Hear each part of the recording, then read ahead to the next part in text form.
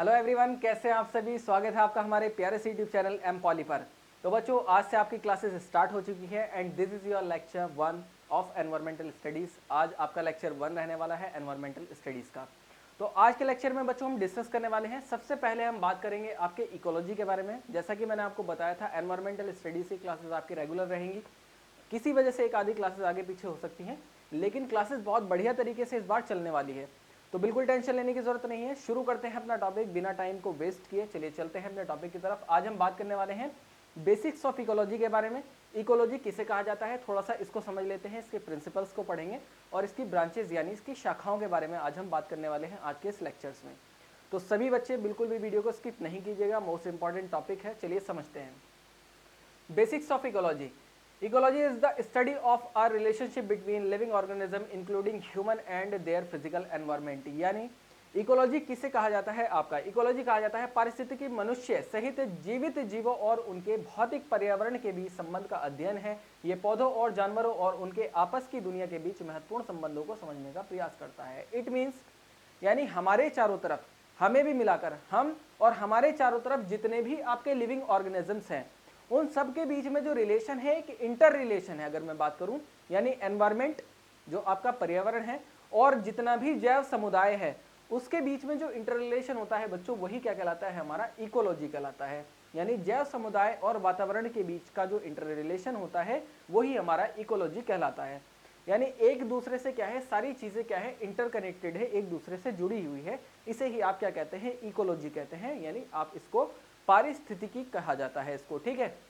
तो ये तो हो गई बच्चों इसकी डेफिनेशन की बात। अब हम इसके प्रिंसिपल्स को देख लेते हैं। इसके जो सिद्धांत है बच्चों, सिद्धांत क्या कहते हैं, प्रिंसिपल्स किसे कहा जाता है।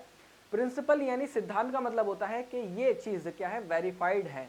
जब किसी चीज को वेरीफाइड कर दिया जाता है कि ये इस तरीके से ही होगी, तो उसे सिद्धांत कहा जाता है बच्चों। तो अब हम बात करते हैं इसके सिद्धांत, जो कि आपके सिलेबस में टोटल 6 आपके सिद्धांत दिए गए हैं। वेरी वेरी मोस्ट इंपॉर्टेंट सिद्धांत है और कई बार इनको पूछा गया है। आप डायरेक्टली इनको, अगर मान लीजिए प्रिंसिपल पूछता है तो आप डायरेक्टली 6 पॉइंट्स में इनको लिख सकते हैं। अगर डिटेल्ड में आया है ये क्वेश्चन तो आप डिटेल्ड में कैसे लिखेंगे, आप इसके साथ एग्जाम्पल्स को इंक्लूड कर सकते हैं। तो मैं इसको समझा देता हूं आपको एग्जाम्पल के थ्रू, ठीक है। तो सबसे पहले इसमें आपका रहने वाला है विविधता एवं अतिरेक को बनाए रखना, यानी मेंटेन डाइवर्सिटी एंड रिडंडेंसी। यानी किस तरीके से डाइवर्सिटी को बनाए रखना है और किस तरीके से रिडंडेंसी को आपको बनाए रखना है, यही क्या कहलाता है, विविधता एवं अतिरेक को बनाए रखने का सिद्धांत। विविधता एवं अतिरेक को बनाए रखने का सिद्धांत ये कहता है, इसको एक हल्के से एग्जाम्पल के थ्रू मैं आपको बताता हूं। मान लीजिए एक किसान है, एक हमारा फार्मर है, उसके पास एक खेत है और वो खेत में कोई फसल उगाता है। अगर वो एक ही टाइप की फसल उगाता है, मान लीजिए उसने गेहूं की फसल उगा दी, उसके पास 10 बीघे या 20 बीघे या 50 बीघे का खेत था, उसने पूरे के पूरे में गेहूं की फसल उगा दी और किसी वजह से गेहूं की फसल में कीड़ा लग गया, तो अब क्या होगा, जो बीमारी उसको लगी है, जो भी कीड़ा उसको लगा है, वो पूरी फसल में लग जाएगा। इट मीन्स उसकी पूरी फसल बर्बाद हो जाएगी। इट मीन्स उसकी पूरी फसल क्या होगी, बर्बाद हो जाएगी। लेकिन अगर वो ऐसा करता कि वो 2-3 अलग अलग टाइप की फसल अपने खेत में उगाता, अगर किसी एक को बीमारी लग भी जाती तो बाकी की 2 फसल उसकी बच जाती। तो यही बच्चों आपका सिद्धांत कहता है विविधता एवं अतिरेक को बनाए रखना, यानी आपको डाइवर्सिटी को बनाए रखना है। आप यदि कोई बिजनेस स्टार्ट कर रहे हैं, कहते हैं ना, एक कहावत है, बड़ी मशहूर कहावत है कि अपने सारे अंडे एक टोकरी में नहीं रखने चाहिए। अगर आपने एक टोकरी में अपने सारे अंडे रख दिए तो क्या है, वो सारे के सारे खराब हो जाएंगे या सारे के सारे एक साथ टूट भी सकते हैं। तो यही है विविधता एवं अतिरेक को बनाए रखना। सेकेंड सिद्धांत क्या हमारा, कनेक्टिविटी का प्रबंधन यानी मैनेजमेंट ऑफ एंटरप्राइजेस। कनेक्टिविटी का प्रबंधन क्या कहता है बच्चों, कनेक्टिविटी के प्रबंधन का सिद्धांत आपसे ये कहता है कि भैया आप इसको ऐसे समझ सकते हैं, कोई एक ऑर्गेनाइजेशन है, कोई एक संस्था है या संगठन है, उसमें बहुत सारे जो है आपके डिपार्टमेंट्स होंगे और उन डिपार्टमेंट्स के बीच एक अच्छा कोऑर्डिनेशन होना चाहिए। उन डिपार्टमेंट्स के बीच में क्या होना चाहिए, कनेक्टिविटी होनी चाहिए, एक कनेक्टिविटी होनी चाहिए, कोऑर्डिनेशन होना चाहिए, जो उन डिपार्टमेंट्स के काम को क्या है, आसान बना सके। जैसे कि मान लीजिए हमारा एक प्रोडक्शन डिपार्टमेंट है, एक आपका सेल्स डिपार्टमेंट है। अगर प्रोडक्शन डिपार्टमेंट और सेल्स डिपार्टमेंट के बीच में, यानी एक आपका उत्पादन डिपार्टमेंट है और एक आपका क्या है, सेल्स डिपार्टमेंट यानी बिक्री करने वाला डिपार्टमेंट है, अगर दोनों के बीच में अच्छी कनेक्टिविटी है तो क्या है, कस्टमर को एक अच्छी सर्विस प्रोवाइड करा पाएंगे। जैसे कि फॉर एग्जाम्पल आप इसको ऐसे समझ सकते हैं, कोई मान लीजिए बाइक मैन्युफैक्चरिंग कंपनी है, तो वो तो प्रोडक्शन कर रही है कंपनी, और एक सेल्स टीम है उनकी जो उसके जो माल जो बन रहा है कंपनी के अंदर उसको बेचने का काम कर रही है। अब कस्टमर आता है, कस्टमर को 100 गाड़ियों की अचानक से जरूरत पड़ गई, अगर प्रोडक्शन डिपार्टमेंट धीमा पड़ गया है या उसने नहीं बना रखा है तो सेल्स वाला उसको बेचेगा कैसे। अब मान लीजिए ऐसा हो जाए कि प्रोडक्शन डिपार्टमेंट बहुत अच्छे से काम कर रहा है, सेल्स डिपार्टमेंट ठीक से काम नहीं कर पा रहा है, या दोनों के बीच कोऑर्डिनेशन नहीं हो पा रहा है, तो उससे क्या है बिजनेस ग्रो नहीं कर पाएगा। ठीक है, तो यहाँ पर क्या है, कनेक्टिविटी एवं प्रबंधन का सिद्धांत भी यही कहता है कि जो डिपार्टमेंट्स हैं, जो अलग अलग डिपार्टमेंट्स है, कोई भी एक ऑर्गेनाइजेशन है, उसके जो डिपार्टमेंट्स है, अगर उनके बीच में अच्छी कनेक्टिविटी है, अच्छा कोऑर्डिनेशन है, तो क्या है बिजनेस अच्छा चल जाएगा। अगर मैं इसको एनवायरनमेंट से जोड़कर बताऊं आपको, मान लीजिए आप जो है एक चीज़ की खपत कम कर रहे हैं और एक की बड़ी मात्रा में कर रहे हैं। मान लीजिए आप पानी को ज़्यादा यूज़ कर रहे हैं, पानी का ज़्यादा वेस्ट कर रहे हैं, और आप जो है जो उसको पानी को जो सेव करने की टेक्निक है वो बहुत कम इस्तेमाल कर रहे हैं। तो इससे क्या है पानी इम्बैलेंस हो जाएगा, जो वाटर है इम्बैलेंस हो जाएगा, तो उससे क्या है हमारा एनवायरनमेंट बर्बाद हो जाएगा। तो यही क्या कहलाता है बच्चों, आपका कनेक्टिविटी का प्रबंधन कहलाता है। नेक्स्ट हम बात करते हैं धीमी गति से चर और फीडबैक का प्रबंधन। धीमी गति से चर और फीडबैक का प्रबंधन यानी slow variables and management of the firm. यानी ये सिद्धांत हमारा क्या कहता है, ये सिद्धांत हमारा कहता है कि आप धीमी गति से यदि कोई काम करते हैं तो लॉन्ग टर्म में उसका बेनिफिट मिलेगा तो जरूर, लेकिन क्या है मिलेगा लॉन्ग टर्म में, उसका बेनिफिट मिलेगा तो जरूर, लेकिन मिलेगा क्या आपका लॉन्ग टर्म में। जैसे कि फॉर एग्जांपल आपने सोचा कि मैं पेड़ लगाना शुरू करता हूं जिससे एनवायरनमेंट को क्या है कंजर्व किया जा सके, पर्यावरण का संरक्षण किया जा सके।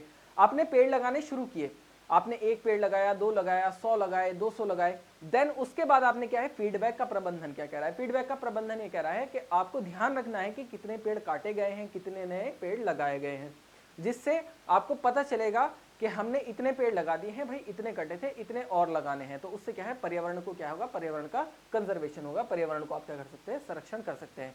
तो यही कहलाता है हमारा धीमी गति से चर और फीडबैक का प्रबंधन, यानी ये पर्यावरण को बेहतर बनाने में आपका मदद करेगा। ठीक है, आई होप आपको तीनों सिद्धांत समझ में आ गए होंगे। सभी बच्चे वीडियो को लाइक कर दीजिए।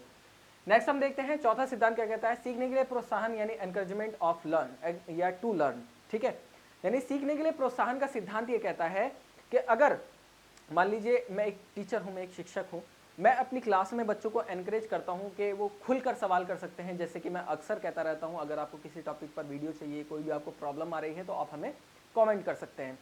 तो यही क्या है, आपका कमेंट जो है वो एक सवाल है। तो बच्चों को सवाल के लिए एनकरेज करना, बच्चों को क्या है सवाल के लिए बढ़ावा देना, बच्चों को नई चीजें करने के लिए बढ़ावा देना, यही क्या कहलाता है बच्चों, आपका सीखने के लिए प्रोत्साहन कहलाता है। जब आप बच्चों को बढ़ावा देंगे तो बच्चा क्या होगा, उससे एक्साइटेड होगा, बच्चे के अंदर क्या है उत्सुकता पैदा होगी पढ़ने के लिए, उसको क्या आएगी, उसके अंदर एक्साइटमेंट आएगी, और यही चीज क्या है बच्चों उसको उस बच्चे को डेवलपमेंट की तरफ बढ़ाएगी, बच्चे का विकास होता है। तो सीखने के लिए प्रोत्साहन का सिद्धांत बेसिकली बच्चे के डेवलपमेंट पर फोकस करता है। नेक्स्ट हमारा सिद्धांत क्या कह रहा है, व्यापक बनने की भागीदारी यानी एक्सटेंसिव कंस्ट्रक्शन पार्टिसिपेशन। तो व्यापक बनने की भागीदारी का सिद्धांत, ये हमारा सिद्धांत वेरी वेरी मोस्ट इंपॉर्टेंट सिद्धांत है। इसमें क्या है, आपको डाइवर्सिटी के बारे में बताया गया है, आपको व्यापक बनना है। व्यापक बनना मतलब जैसे कि मान लीजिए कोई एक कॉलोनी है या कोई एक सोसाइटी है, वहां पर एक पार्क बनाना है। तो पार्क बनाने के लिए अगर आप वहाँ के लोकल के जो लोग हैं, जो पार्क के सोसाइटी के जो रहने वाले आसपास के लोग हैं, तो आप उनसे मशवरा कीजिए, आप उनसे सलाह ले सकते हैं कि बताइए कि पार्क में क्या क्या फैसिलिटीज़ होनी चाहिए, किस तरीके से पार्क को बनाना चाहिए। अगर आप उनसे मशवरा लेते हैं तो एक तो उससे 2 फायदे होंगे। पहला फायदा तो ये होगा कि जो वो पार्क बना है लोग उसका ध्यान भी रखेंगे क्योंकि उनकी मर्जी से बना है। साथ ही क्या है, उनके एक तो उनकी मर्जी के मुताबिक बनेगा, उनकी ज़रूरतों के हिसाब से पार्क बनेगा, पहली चीज़, और दूसरा लोग उसका ध्यान भी रखेंगे क्योंकि उनकी मर्जी के मुताबिक बनाया गया है। तो यही कहलाती है व्यापक बनने की भागीदारी। मान लीजिए आप कोई काम कर रहे हैं तो आप लोगों की राय ले सकते हैं, सलाह ले सकते हैं और उस काम को स्टार्ट कर सकते हैं अगर वो जन कल्याण के लिए है। ठीक है, नेक्स्ट हम बात करते हैं 6 आपका रहने वाला है सिद्धांत, ये कहलाता है पॉलिसेंट्रिक शासन प्रणाली को बढ़ावा देना, यानी टू प्रमोट पॉलिसेंट्रिक गवर्नेंस सिस्टम। ये क्या होता है पॉलिसेंट्रिक प्रणाली, बच्चों ये बहुत ही मोस्ट इंपॉर्टेंट आपका जो है स्ट्रक्चर होता है। एक ऐसी प्रणाली है पॉलिसेंट्रिक प्रणाली जो आपको हेल्प प्रोवाइड कराएगी काम को आसान करने में। ये आपको ये सिद्धांत हमें ये बताता है कि अगर एक व्यक्ति के पास अधिकार रहेगा तो काम को चलाने में कहीं ना कहीं दिक्कत आएगी ही आएगी, कहीं ना कहीं परेशानी आएगी ही आएगी। इट मीन्स जैसे कि मान लीजिए एक स्कूल है, एक स्कूल क्या हमारा एक ऑर्गेनाइजेशन है, उसका जो हेड है वो हमारा प्रिंसिपल है। तो अगर सारे फैसले प्रिंसिपल लेने लगा तो काम को चलाने में स्कूल के दिक्कत आ जाएगी। तो जो टीचर्स हैं जो क्लासेस को चला रहे हैं उनकी क्लासेस का अधिकार उन टीचर्स को दे दिया जाए। तो इससे क्या होगा, काम आसान हो जाएगा और काम को चलाने में क्या है, सुचारू रूप से चल जाएगा। तो यही कहलाती है पॉलिसेंट्रिक शासन प्रणाली को बढ़ावा देना। कहने का मतलब यह है किसी एक व्यक्ति के पास अधिकार ना रहे और लोगों को भी अधिकार दिया जाए, जिससे क्या है काम को आसानी से चलाया जा सके। तो बच्चों ये टोटल आपके 6 सिद्धांत थे, जिसमें हमने पहला सिद्धांत विविधता एवं अतिरेक को बनाए रखना, दूसरा कनेक्टिविटी का प्रबंधन, तीसरा हमारा धीमी गति से चर और फीडबैक का प्रबंधन, चौथा सीखने के लिए प्रोत्साहन, व्यापक बनने की भागीदारी और पॉलिसेंट्रिक शासन प्रणाली को बढ़ावा देना। ये टोटल 6 सिद्धांत है, एग्जाम में कई बार पूछे गए हैं, वेरी वेरी मोस्ट इंपॉर्टेंट है, आप इनको पढ़ लीजिएगा। जो एग्जाम्पल्स मैंने आपको बताए हैं वो भी आप लिख सकते हैं, या अपने पास से भी जो आपके माइंड में अच्छे एग्जाम्पल्स आ सकते हैं आप उसको भी इंक्लूड कर सकते हैं, ठीक है, अगर आपसे लेंथी क्वेश्चन पूछ लेता है। नेक्स्ट हम देखते हैं, चलिए ब्रांचेस ऑफ इकोलॉजी यानी पारिस्थितिकी की शाखाओं के बारे में हम बात करने वाले हैं, जिसमें आपका जो हमारी इकोलॉजी है उसकी जो हमारी शाखाएं हैं ब्रांचेस, वो बच्चों आपकी 2 ब्रांचेस होती हैं, एक होती है आपकी ऑर्टिकोलॉजी और एक होती है हमारी साइनिकोलॉजी। ऑर्टिकोलॉजी यानी आपकी स्वयं पारिस्थितिकी, साइनिकोलॉजी यानी आपकी समपारिस्थितिकी। इसको थोड़ा डिटेल में देख लेते हैं, आपका स्वयं पारिस्थितिकी हमारा क्या कह रहा है। स्वयं पारिस्थितिकी क्या है, under this nutrition growth, reproduction,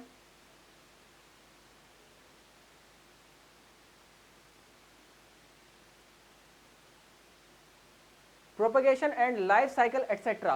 of organism of the same species in a particular environment are studied।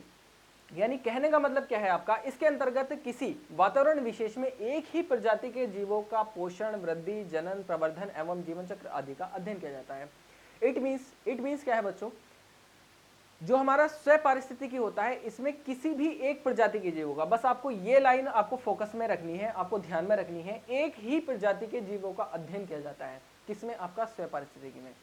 यानी कहने का मतलब ये है, जैसे कि बंदर हो गया, बंदर की हमारी कई सारी प्रजातियां होती है, बंदर हो गया आपका, चिंपैंजी हो गया आपका, लंगूर हो गया आपका, और भी कई सारी प्रजाति पाई जाती है बंदरों की। तो स्वयं पारिस्थितिकी में क्या होगा, मान लीजिए हमें स्टडी करना है बंदरों की प्रजाति को, तो स्वयं पारिस्थितिकी में क्या है, एक ही प्रजाति के जीवों का अध्ययन यानी पोषण, वृद्धि, जनन, प्रवर्धन, जीवन चक्र सिर्फ किसका होगा, एक ही जाति का। यानी कहने का मतलब ये है, अगर बंदर को स्टडी किया जा रहा है तो सिर्फ बंदर को स्टडी किया जाएगा, अगर आपका चिंपैंजी को स्टडी किया जा रहा है तो चिंपैंजी का ही जीवन चक्र, पोषण, उसका सारा का सारा सिर्फ चिंपैंजी की बात होगी। अगर लंगूर को स्टडी किया जा रहा है तो सिर्फ लंगूर की वृद्धि, जनन, प्रवर्धन और जीवन चक्र की बात की जाएगी। ये कहलाता है हमारा स्वयं पारिस्थितिकी। यानी दुनिया में जितने भी जीव हैं उनकी बहुत सारी अलग अलग क्या है, वेरिएंट्स होंगे, मैं कहूँ तो उनके अलग अलग क्या है, सब कैटेगरीज होंगी, उनकी प्रजातियां होंगी, लेकिन उसमें किसी एक का अध्ययन करना, किसी एक को स्टडी करना ही क्या कहलाता है, आपका स्वयं पारिस्थितिकी कहलाता है। आई होप आपको समझ में आ गया होगा।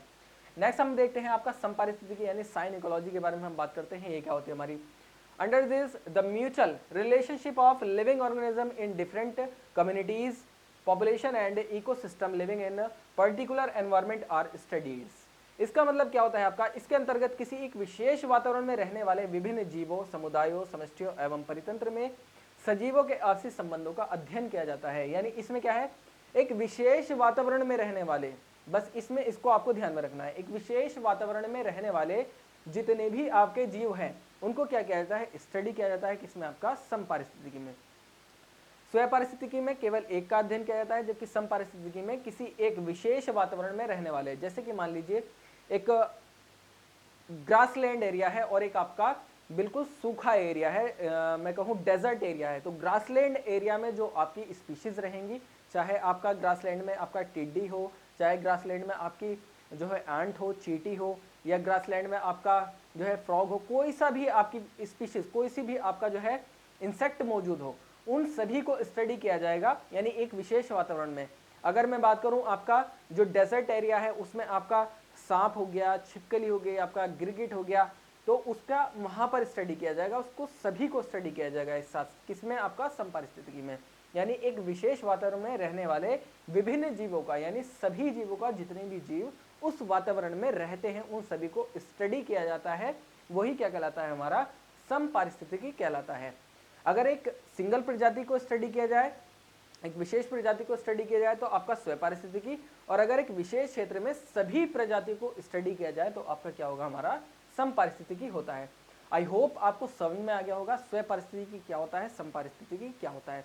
तो बच्चों आज का जो लेक्चर था उसमें हमने डिस्कस किया आपसे इकोलॉजी क्या होती है, इसके हमने आपके प्रिंसिपल्स पढ़े, very very most important principle, और आपकी ब्रांचेस को पढ़ा, कौन कौन सी ब्रांचेस होती हैं। और ये ब्रांचेस आपकी 1 नंबर में अगर आपका क्वेश्चन आ जाता है किसी वजह से, मान लीजिए जैसे कि आपका वन नंबर में जो आपका 5 नंबर के एक नंबर के क्वेश्चन आते हैं उसमें आपसे पूछ लेता है।